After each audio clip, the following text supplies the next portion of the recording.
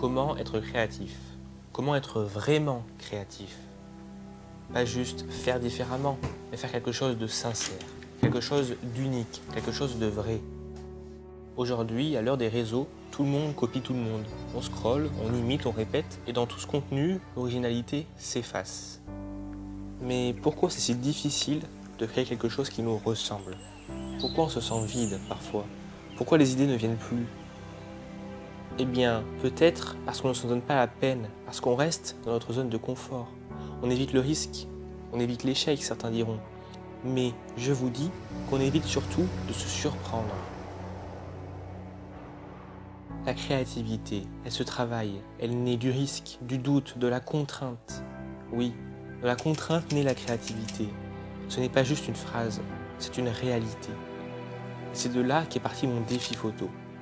C'est un défi où, chaque jour de juillet, un thème est proposé. Non pas pour compliquer les choses, mais pour les rendre plus intéressantes. Et cette année, j'ai encore été surpris par votre créativité. Des photos simples, des photos fortes, des photos pleines d'idées. Pas forcément techniques, mais pleines de sens. Parce que chacun y a mis ce qu'il avait, ce qu'il ressentait, ce qu'il était. Merci à toutes celles et ceux qui ont participé. Merci pour vos photos. Merci pour ces moments partagés. Merci pour votre regard. Moi aussi, j'ai joué le jeu. J'ai pris des photos. Pas les plus belles, pas les plus impressionnantes que j'ai faites. Mais c'est en faisant ces photos-là qu'on progresse. Car on expérimente des choses nouvelles. Je suis parti dans des styles de photos que je n'avais pas du tout l'habitude de faire et que je n'aurais sûrement jamais fait sans ce défi. Thème 28, pluie. Alors je me suis dit, attendons la pluie et prenons en photo les gouttelettes sur les plantes. Mais même après la pluie, les gouttelettes n'étaient pas suffisamment visibles.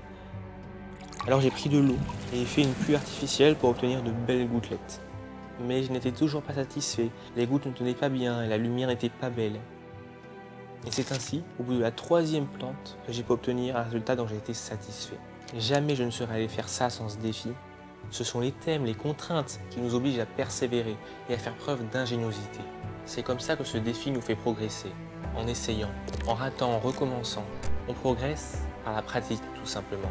Notre première photo ne sera pas folle, ni notre deuxième, mais on doit passer par elle. Parce que ce sont elles qui vont nous emmener plus loin. Ce sont elles qui vont nous apprendre à voir, à comprendre, à ressentir. Créer, c'est pas un coup de génie. C'est un chemin, une habitude, une pratique. Si toi aussi tu veux développer ta créativité, si tu veux te surprendre, alors rejoins-nous sur Instagram. Parce que le défi photo reviendra l'année prochaine. La créativité ne tombe définitivement pas du ciel. Elle se cherche, elle se provoque. Et parfois, elle naît simplement d'un mot, d'un thème. Alors, n'attends pas d'avoir l'inspiration. Fais-la venir à toi.